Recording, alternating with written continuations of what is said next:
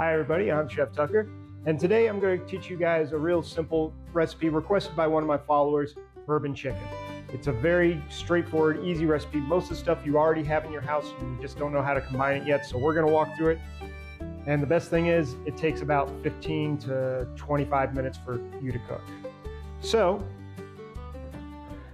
what we're going to get started with is a hot pan with some oil and some boneless, skinless chicken thighs cut into cubes, which I'm going to try to put there. All right, in it goes. Then we're going to season it with salt and pepper.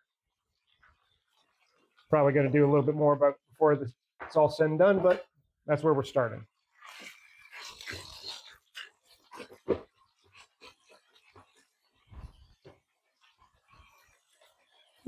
And there's our little bit more.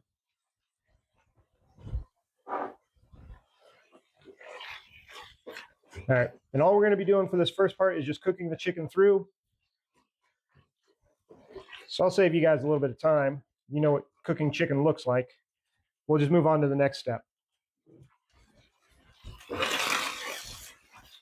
Oh, good, you're still here. So our chicken is browned, and now we're going to start adding other stuff to it, like our aromatics. I got some grated garlic. You can use garlic powder if you don't have it. I got some grated ginger. Again, ginger powder if you don't have it. I'm going to go a little bit heavy with my ginger because I'm wanting this to be a little bit gingery for me tonight. Then we've got some diced apple. Now this is a little bit unusual. This is just something that I'm putting in because I had an apple and I really wanted to throw this in there because I thought it'd be good, but feel free to go ahead and not include this.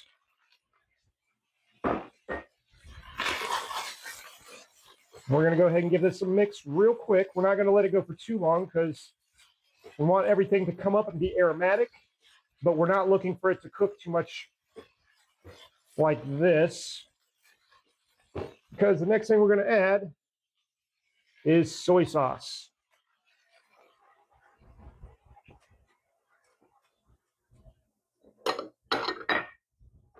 And brown sugar. And I've seen this done with ketchup. I don't personally like the ketchup aspect, so I'm going to use some apple cider vinegar to give it that vinegar kick that the ketchup would give it.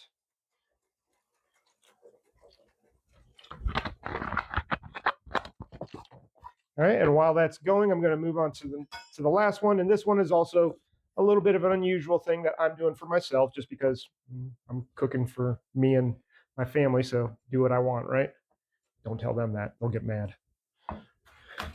But we're going to throw some shallot in there, just some sliced shallot, thinly sliced.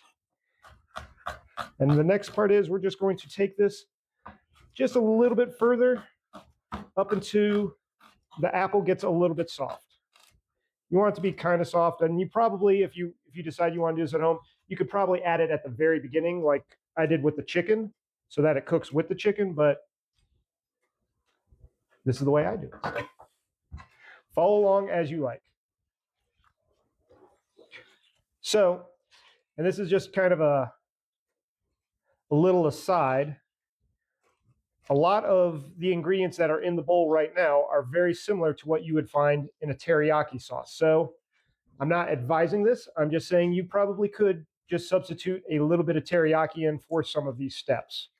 Again, a substitution, not necessarily the right way to go, just something to do.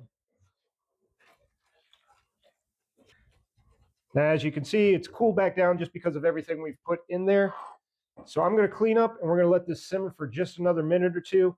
And again, not wasting your valuable time, we're just going to fast forward a little bit. All right, so bourbon chicken originally got its name from, theoretically, Bourbon Street. That's near as I can track down. I wasn't there for it, so I'm having to trust other people's opinions on this. But you don't have to put bourbon in the dish. The substitution for it is apple juice. So if you don't have bourbon, or you just have no use for bourbon in your household, perfectly fine. Just up the quantity of apple juice, which is what I did. If you put the bourbon in, it would go in with the soy sauce and it would cook down and cook out, so the alcohol won't be a problem. But some people still have a problem with it. This is just a way to avoid it. More apple juice. We're going to take a little cornstarch, put it in our apple juice, make a slurry.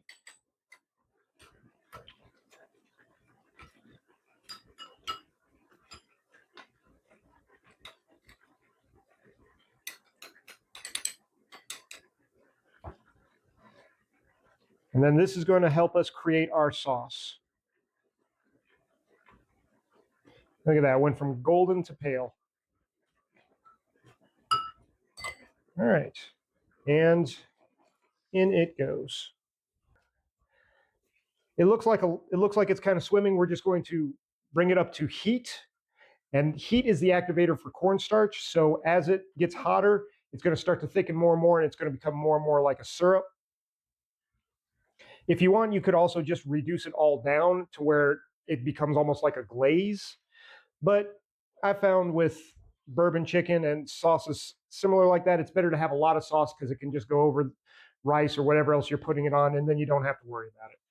So we'll go ahead and keep it running, but I'm probably just going to go ahead and cut to a little bit ahead of now when it starts to thicken, and you guys can see what we're dealing with.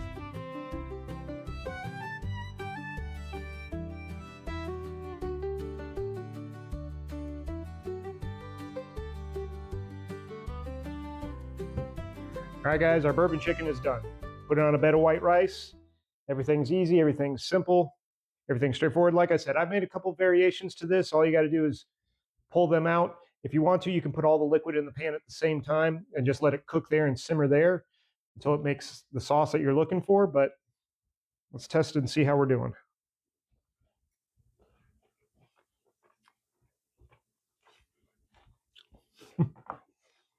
That is nice.